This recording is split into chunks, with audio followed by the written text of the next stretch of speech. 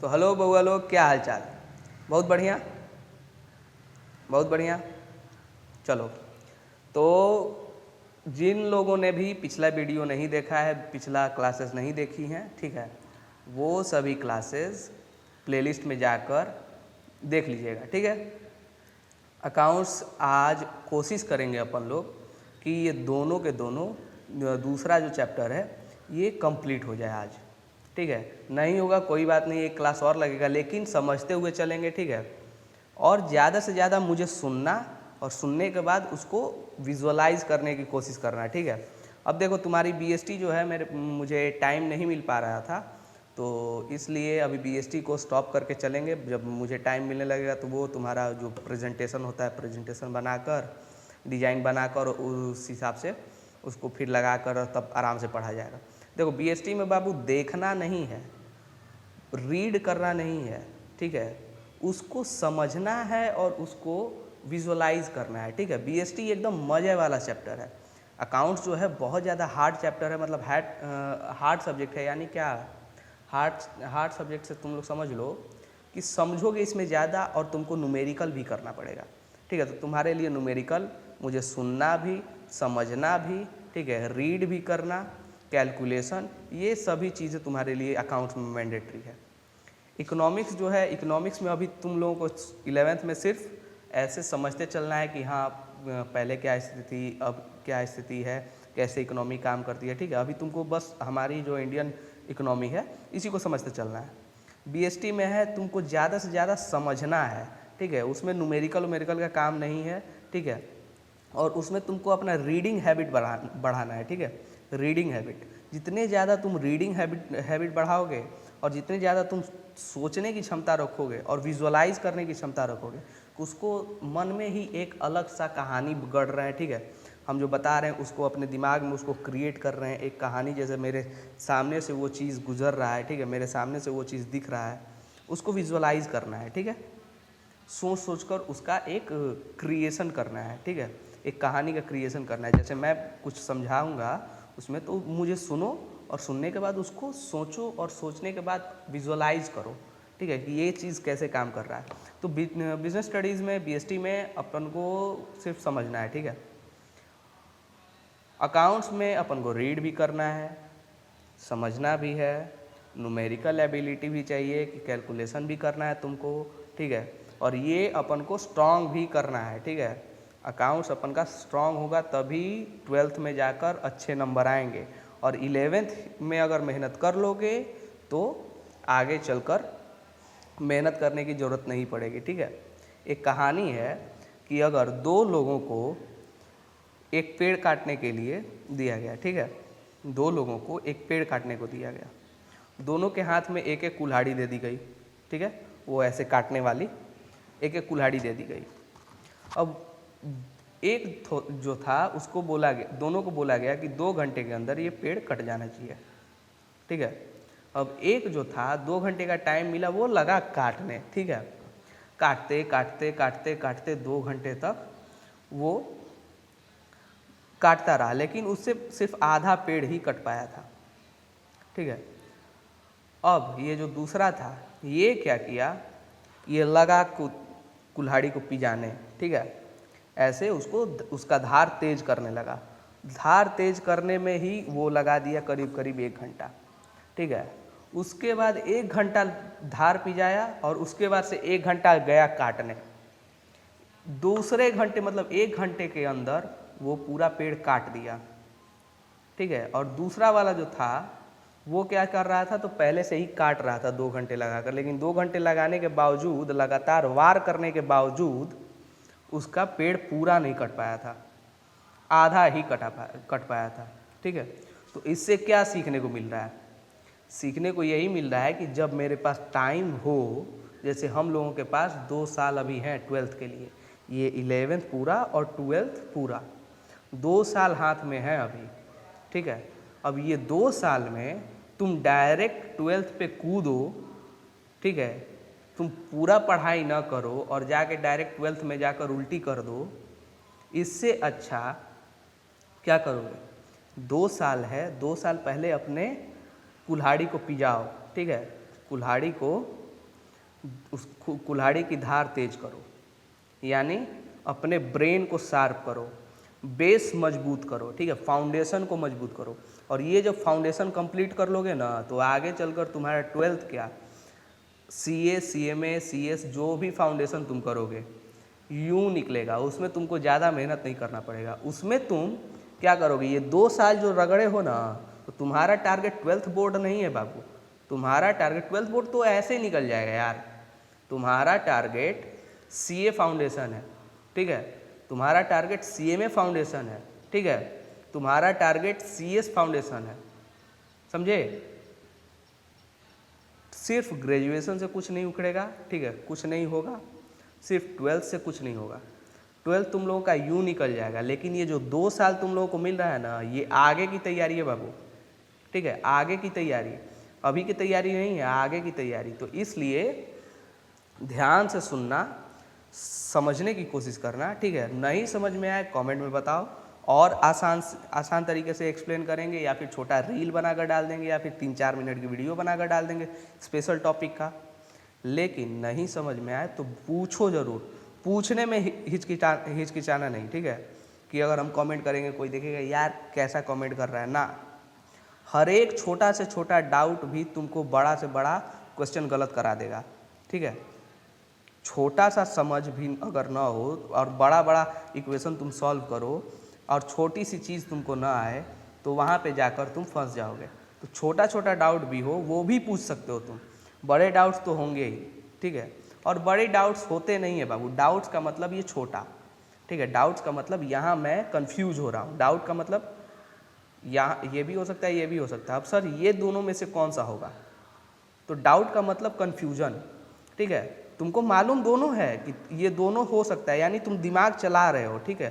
तुम ऐसा नहीं हो कि नहीं पढ़ते हो या फिर नहीं, दिमाग है तुम में, ठीक है, दिमाग तुम चला रहे हो, लेकिन तुम कंफ्यूज हो बाबू कि ये भी होगा, ये होगा सर कि ये होगा, अगर ये लगाएंगे तो कैसा होगा, ये लगाएंगे तो कैसे होगा, ठीक है। तो अब यहाँ पे मेरा रोल आएगा कि नहीं बाबू तुम इसमें जाओ, क्योंकि मुझे तो कन्फर्म है ना, तुमको ना कन्फ्यूजन है, मुझे कन्फर्म है।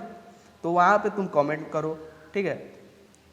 कभी हिचकिचाना मत कुछ भी पूछने में, किसी से पूछने में, ठीक है। सीखने में कोई दिक्कत नहीं है, नहीं आता सामने से बोलो कि ना मुझे नहीं आता, आप सिखाओगे क्या। अब सिर्फ ये नहीं कहना कि नहीं मुझे नहीं आता है, ये ज़रूर पूछना कि आप मुझे सिखाओगे क्या, मैं सीखने के लिए रेडी हूँ, मुझे नहीं आता, ठीक है। तो हमेशा हंगर रखो, ठीक है, सीखने की भूख रखो, सब चीज़ आएगा। नहीं आता कोई दिक्कत नहीं, नहीं आता, सबको सब चीज़ नहीं आता है, ठीक है। चलो ज़्यादा हो गया प्रवचन, ठीक है, 8 मिनट का प्रवचन हो गया, चलो कोई दिक्कत नहीं है। अपन आ जाते हैं इस पर। हाँ, हम लोग क्या क्या पढ़े थे, क्या क्या कंप्लीट कर लिए थे, तो डबल एंट्री और सिंगल एंट्री मैंने करा दिया था।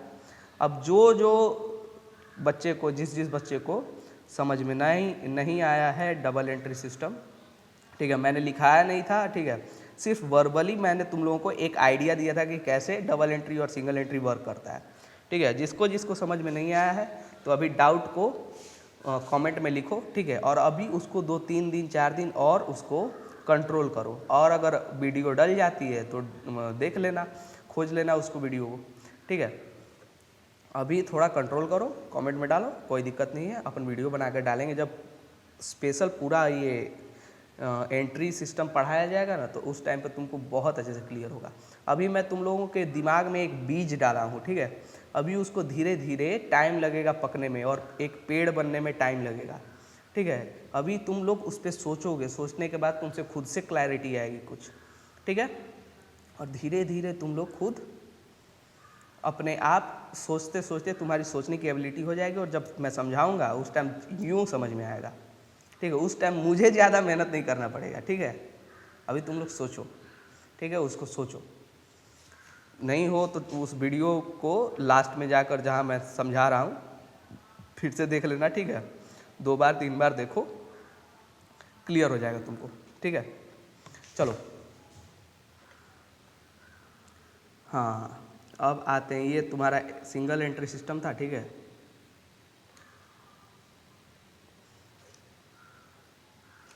ये तुम्हारा सिंगल एंट्री सिस्टम था, ठीक है, उसके ऊपर डबल एंट्री सिस्टम, ठीक है, ये दिख रहा है डबल एंट्री, ये डबल एंट्री सिस्टम और ये तुम्हारा सिंगल एंट्री सिस्टम। दिख रहा है? ठीक है, चलो अब ये आते हैं basis of accounting, cash basis of accounting और एक्रूअल बेसिस ऑफ अकाउंटिंग। आखिर ये क्या है कैश बेसिस ऑफ अकाउंटिंग? देखो, cash basis of accounting, cash basis और एक्रूअल बेसिस। देखो, कैश बेसिस जो अकाउंटिंग है, cash basis accounting, cash basis accounting क्या है? कैश बेसिस से नाम से ही साफ है, ज़्यादातर इसमें ना तुमको नाम से ही साफ हो जाएगा। ठीक है, नाम से ही साफ हो जाएगा कि कैश बेसिस क्या है। कैश बेसिस यानी अगर कोई चीज़ बिकी, कैश आ गया, मार दिएंगे एंट्री। ठीक है, कैश बेसिस और अक्रूवल बेसिस शायद मैंने पिछली क्लासेस में कुछ आइडिया दे दिया था तुमको, नहीं दिया होगा तो मुझे लग रहा है कि शायद मैंने आइडिया दे दिया है। ठीक है, चलो कोई बात नहीं। कैश बेसिस से साफ है कि कैश यानी, रुको एडजस्ट करो इसको, कैश यानी कैश बेसिस, माल बेचे, कैश आया, बैंक में आए या फिर ऐसे हाथ में कैश आए, कैश ही बोलेंगे उसको। ठीक है, यानी तुरंत नगद माल बिका।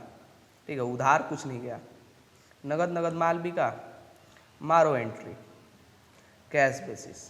ठीक है, कैश बेसिस यानी कोई भी ट्रांजैक्शन श्योर हो, यानी उसका कन्फर्म हो, कोई कन्फ्यूजन ना हो कि ना मुझे पैसा मिलेगा नहीं मिलेगा, या फिर कुछ और चीज़, कन्फ्यूजन कुछ भी नहीं होना चाहिए, कन्फर्म हो कि हाँ मेरे को पैसा मिल रहा है। ठीक है, मेरे हाथ में आ गया पैसा। ठीक है, माल बिका, तुरंत हाथ में आ गया पैसा, माल खरीदे तुरंत पेमेंट कर दिए, या फिर पेमेंट किए तुरंत माल आ गया मेरे पास। ठीक है, कुछ भी उसमें लेट नहीं है तो वो कैश बेसिस कहलाएगा।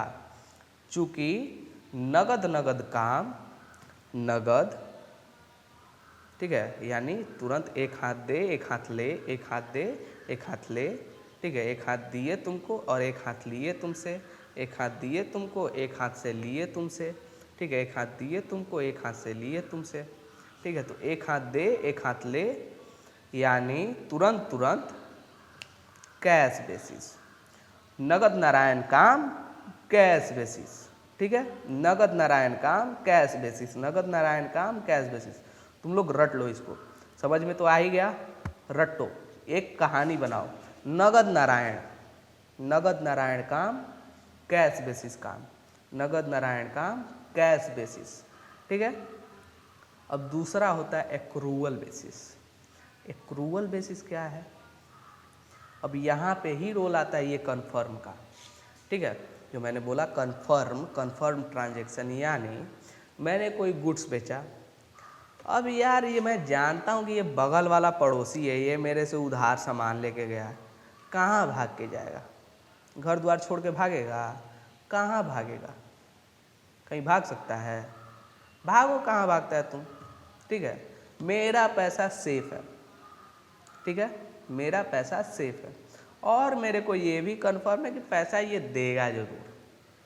ठीक है, लेकिन एंट्री करेंगे अपन।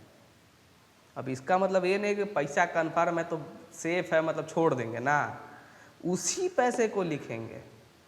ठीक है, अब कोई पैसा आने वाला है, कन्फर्म है कि हाँ पैसा आएगा, चूँकि माल दिए तो पैसा आएगा। ठीक है, पहले उसको लिखेंगे। ठीक है, ये हो गया एक्रूवल चीज़। चूँकि एक्रूवल मतलब एक्रूवलिटी का कॉन्सेप्ट है कि अभी वो चीज़ ड्यू होने वाला है। ठीक है, मैं उसको सामान देने वाला हूँ, मुझे ऑर्डर मिल रहा है। ठीक है, ठीक है, ये चीज़ एक्रूवल हो रहा है, मैंने किसी का माल बिकवाया, मुझे कमीशन आने वाला है। ठीक है, अभी आया नहीं है लेकिन आने वाला है, यानी आएगा ही आएगा। अब देखो, मैंने जैसे ऑर्डर का चीज़ बोला, अपन माजा लेके चलते हैं। ठीक है यार, पीने में बड़ा मज़ा आता है, माजा लेके चलते हैं। ठीक है, अब सपोज़ करो कि मैं माजा का मैन्युफैक्चरर हूँ।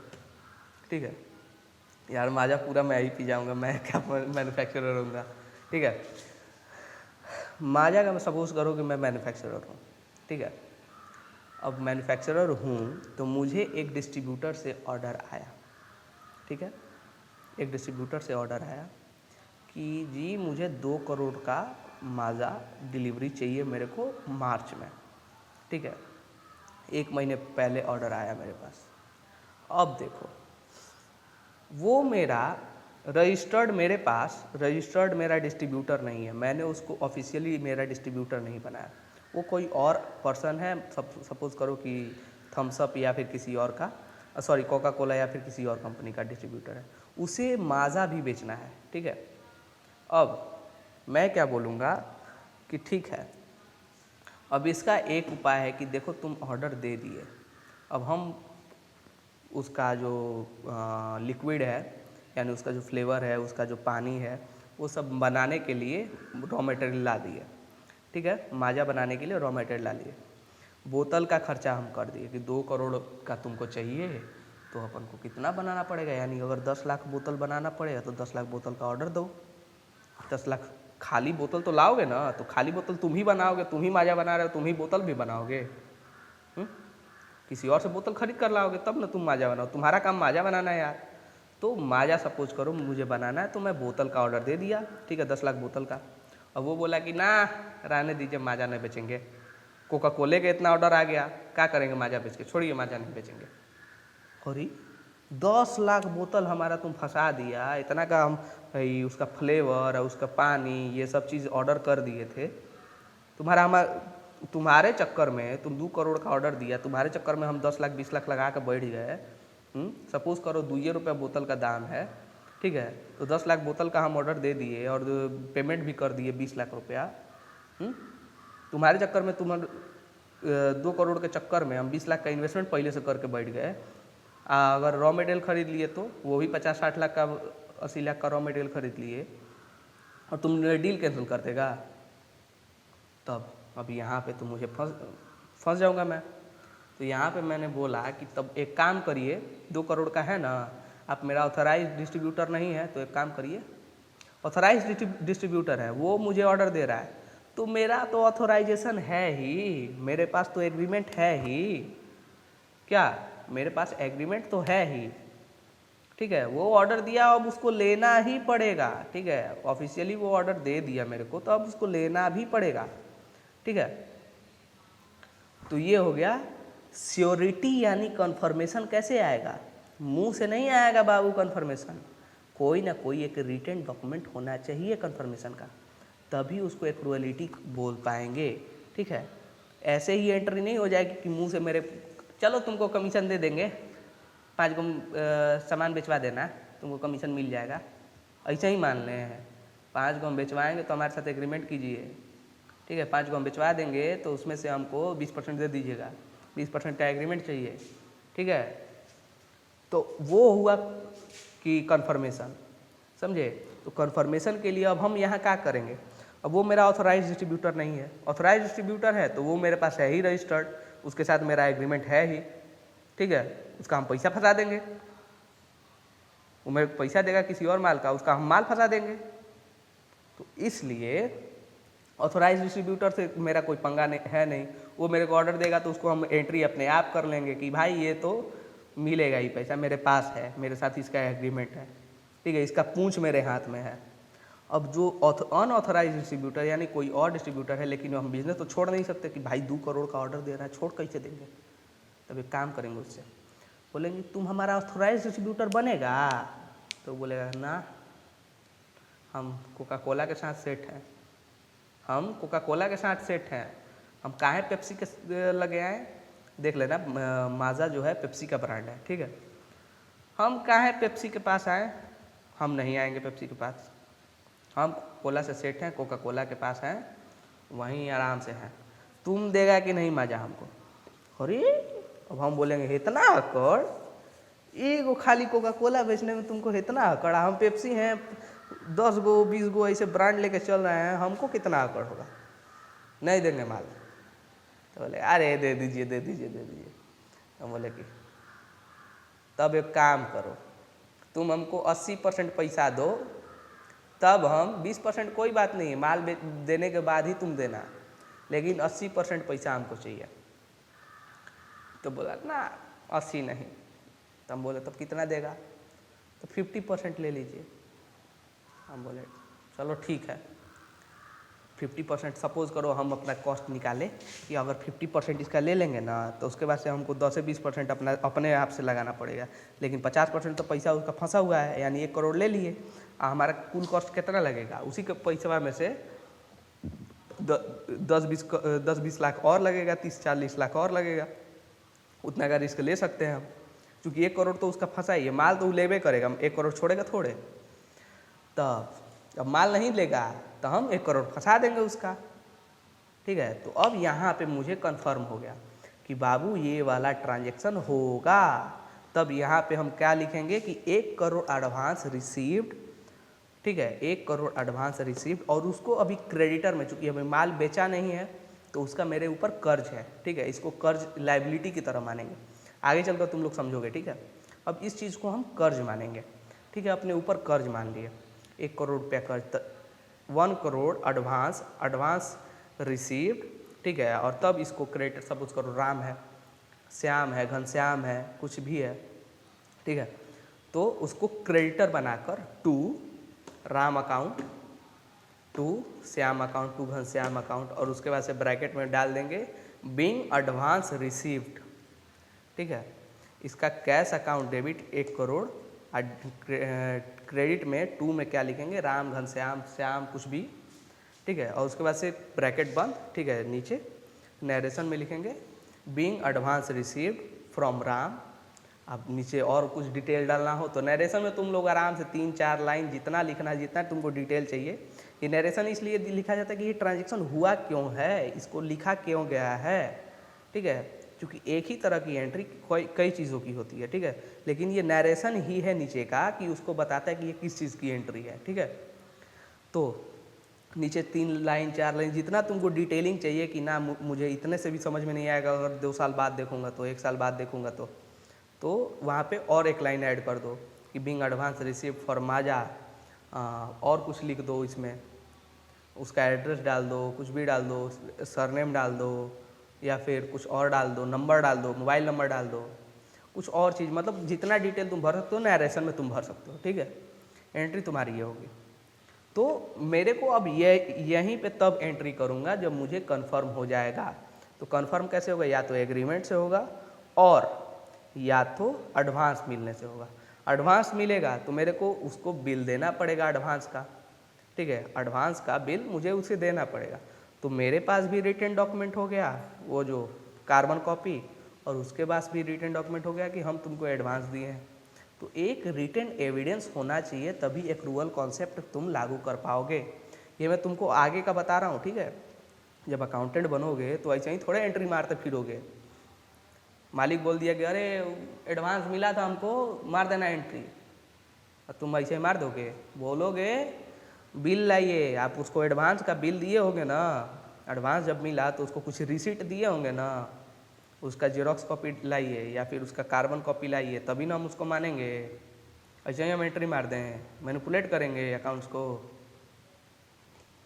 तो ठीक है, तो ये सब चीज़ आगे चल कर तुमको लॉजिक क्या है, देखो अकाउंट्स तुम ऐसे ही सिर्फ एंट्री मारते चलोगे ना, कभी नहीं समझ में आएगा, ठीक है। हम लोगों के साथ भी यही हुआ था, जब हम लोग 11th में थे तो हम लोगों के साथ भी यही हुआ था। एक तो अपन लोग बिहार बोर्ड के, इंग्लिश आती नहीं, ठीक है, उस टाइम पे इंग्लिश आती नहीं थी। अब हम लोग गए क्लासेस में, अब सर बोले चलो हम यहाँ पे पढ़ेंगे अकाउंटिंग साइकिल, ये पढ़ेंगे वो पढ़ेंगे, ठीक है, जर्नल एंट्री मारेंगे। अब देखो मारने में तो मज़ा आता था, जर्नल एंट्री, एसेट लायबिलिटी, ये सब चीज़ पढ़ने में तो बड़ा मज़ा आता था, क्योंकि विजुअलाइज करने को मिलता था, देखने को मिलता था। रोड पे ऐसे चलते थे लोग, तुम लोग भी ऐसे करना है कि कौन सा एसेट है कौन सा लायबिलिटी, ये तुमको अपना प्रैक्टिस करना है। रोड पे चलना और देखना ठेले वाले का कौन सा एसेट है कौन सा लायबिलिटी है, ठेले वाले के ऊपर कौन कौन सी एसेट हो सकती है और ठेले वाले के ऊपर कौन कौन सी लायबिलिटी हो सकती है। विजुअलाइज करो इसको, सोचो, ठीक है, देखोगे तुम लोग, सोचोगे। तुम्हारे पापा कोई चीज़ की दुकान किए हुए हैं तो उनका कौन सा एसेट है कौन सा लायबिलिटी है, कौन सा करंट एसेट है कौन सा करंट लायबिलिटी है, ये तुम लोग एनालाइज करो उसको, ठीक है, सोचो, ऑब्जर्व करो उस चीज़ को, तुम लोगों का और ज़्यादा प्रैक्टिस होगा, ठीक है। तो अपन लोग जाते थे, अब वहाँ पे कुछ समझ में आ नहीं रहा है, ठीक है। अब सर ऐसे ही बस बता रहे हैं कि देखो ऐसे ऐसे करो और उसके बाद से इसको समझो। हम लोगों को मतलब लॉजिक नहीं मिल रहा था कि अरे यार ये हुआ तो हुआ क्यों, सिर्फ एसेट और लायबिलिटी के कारण हो गया, ऐसे ही एंट्री मार दिए। तो असली लॉजिक है क्या यहाँ पे?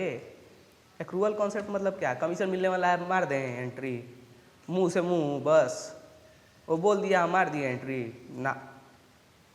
बोला, बोलने के बाद रिसिट मिला, उस रिसिट को यानी अब जब वो रिसिट मिलेगा तो मेरे पास वाउचर होगा, ठीक है, यानी उसको जो भी रिटेन डॉक्यूमेंट होगा वो सब चीज़ वाउचर कहलाएगा, ठीक है।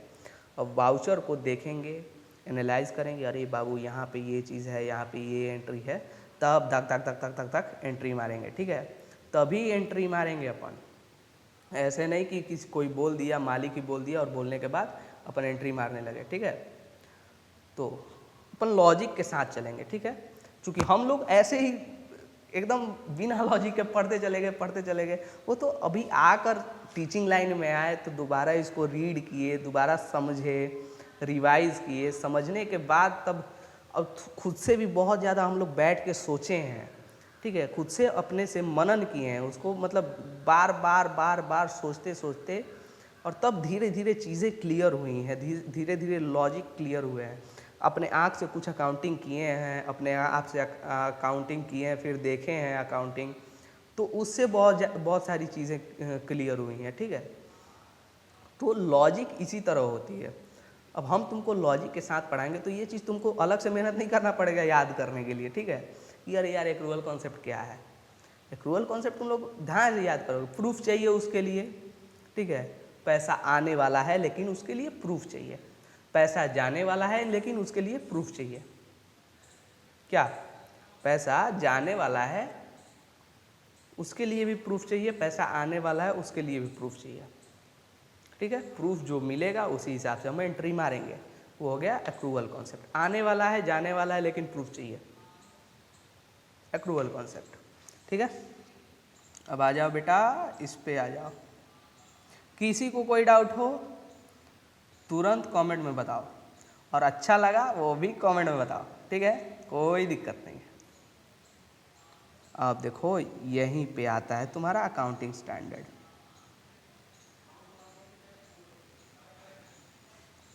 अकाउंटिंग स्टैंडर्ड क्या है? देखो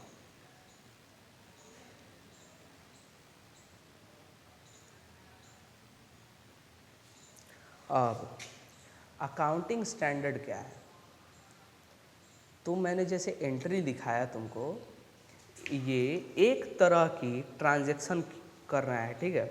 अब सपोज करो क्रेडिट में सेल करेंगे, ठीक है, क्रेडिट में सेल करेंगे, तो क्रेडिट में सेल करने का एंट्री हम लिखेंगे, सपोज करो क्रेडिट में सेल करेंगे यानी उधार देंगे, तो उधार देंगे तो कोई हमारा डेटर बनेगा, यानी कोई मेरा कर्जदार बनेगा। हम कर्जदार नहीं होंगे, हम कर्जदार नहीं होंगे, वो मेरा कर्जदार होगा, ठीक है, उससे मुझे पैसा लेना होगा, तो वो मेरा डेटर बनेगा, ठीक है, और हमारे यहाँ से सामान उसके यहाँ चला जाएगा, उसको मुझे पैसे देना है, ठीक है, वो मुझे पैसे देगा, ठीक है, तो वो मेरा डेटर हो गया। अब डेटर को अपन, डेटर यानी मेरा एसेट है, अब एसेट है तो एसेट को कहाँ लिखेंगे, तो एसेट यानी बढ़ रहा है, यानी एसेट आ रहा है, तो एसेट जब बढ़ेगा तो अपन क्या करेंगे, डेबिट में डाल देंगे उसको, ठीक है।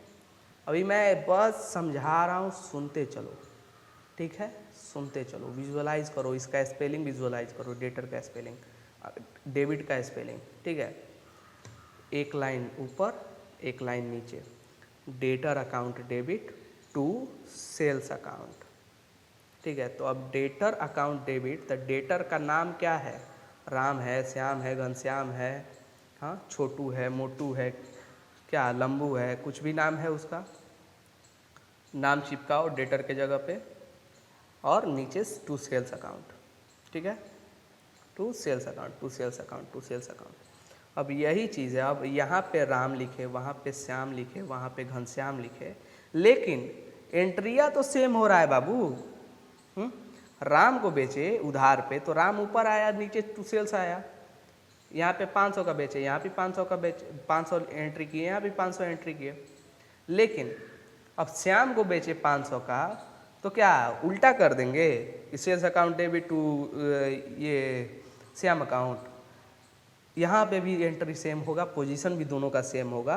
तो ये चीज़ जो है, यही चीज़ इसको अकाउंटिंग स्टैंडर्ड बनाता है। ठीक है, अकाउंटिंग स्टैंडर्ड्स यानी अकाउंटिंग स्टैंडर्ड्स ये ICAI यानी जो institute of chartered accountants of India है उसने प्रोपाउंड किया है इस चीज़ को, उसने इस चीज़ को सिलेबस में डाला। ठीक है, अकाउंटिंग स्टैंडर्ड्स बनाए कि यही अकाउंटिंग स्टैंडर्ड्स, और देखो ये चीज़ बनाए नहीं गए यूनिफॉर्मली, बहुत सभी देशों में जो उनकी बॉडीज़ हैं, जो चार्टर्ड अकाउंटेंट्स की, जो अकाउंटेंट्स की बॉडी है, वही सभी लोग डिस्कशन करके ऐसे बनाए होंगे, ये तो कन्फर्म है।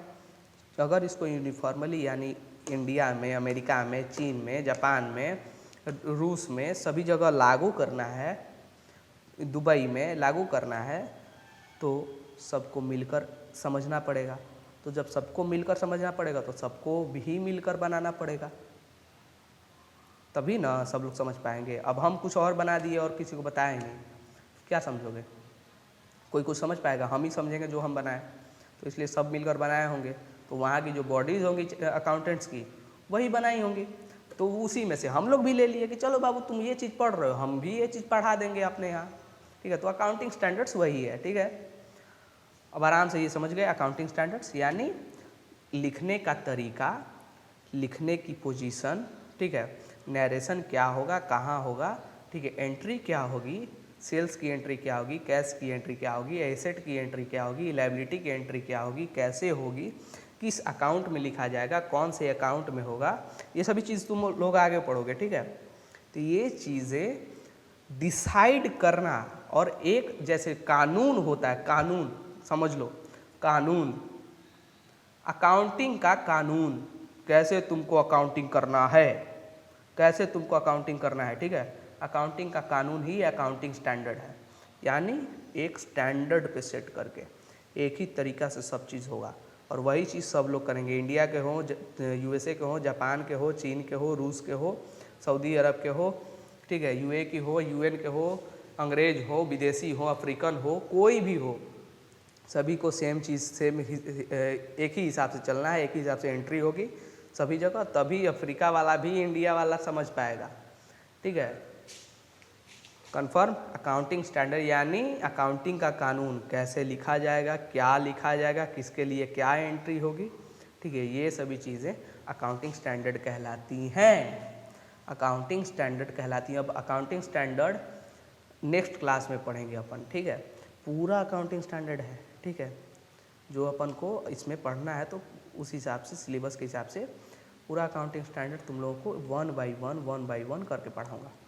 ठीक है, कि किस अकाउंटिंग स्टैंडर्ड में क्या लिखा है, हो सकेगा तो तुम लोग को याद भी हो जाएगा। ठीक है, वैसे याद करने वाली चीज़ नहीं है, समझने वाली चीज़ है।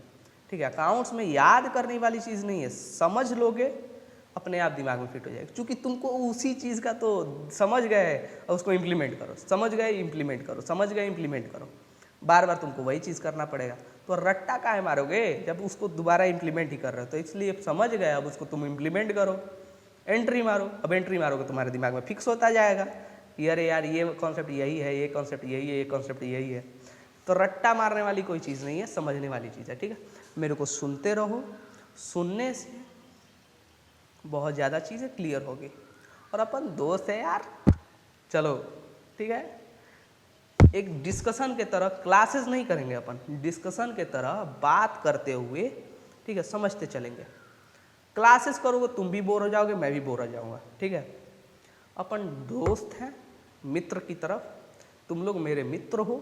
ठीक है, ठीक है, बच्चियां जो हैं वो मेरी सिस्टर्स हैं। ठीक है, जो बच्चे हैं वो मेरे ब्रदर्स लाइक हैं। ठीक है, तो तुम लोग मेरे दोस्त हो, अब एकदम दोस्त की तरह, बड़े भाई की तरह मैं तुमको बता रहा हूँ। ठीक है, उसी हिसाब से मुझे सुनते चलो, कोई भी चीज़ पूछना हो, कोई भी चीज़ कहना हो तो तुम कमेंट में आराम से आकर लिखो जो लिखना है, ठीक है। लेकिन फालतू चीज़ें नहीं, किसी के ऊपर कमेंट नहीं, ठीक है, किसी को कुछ कहना नहीं है, ठीक है। एक सभ्य बच्चे की तरह जो पूछना है सिलेबस के हिसाब से, आउट ऑफ सिलेबस भी जो पूछना है सही तरीके से मर्यादा में होकर जो पूछना है पूछो, ठीक है।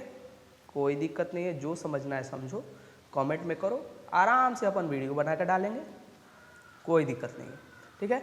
मस्ती में पढ़ेंगे, दोस्त बनकर पढ़ेंगे, ठीक है, समझते हुए चलेंगे और क्लासेस नहीं करेंगे भाई, क्लासेस नहीं, अपन डिस्कशन करेंगे, ठीक है। अपन बात करेंगे, बात करेंगे तो बात करेंगे यानी क्लासेस का प्रेशर ख़त्म, ठीक है।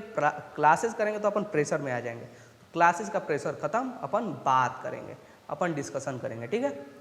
कोई दिक्कत नहीं है। चल भाई, बहुत बहुत लंबी वीडियो बन गई।